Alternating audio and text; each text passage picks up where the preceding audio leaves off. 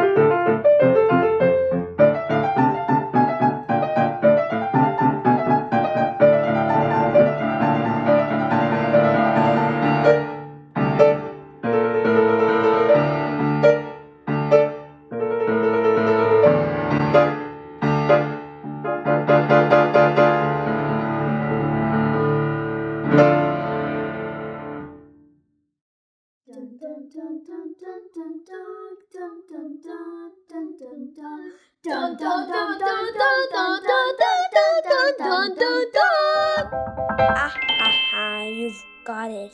My work here is done and I need my beauty rest. Thank you, Professor Vamp. Have a good rest.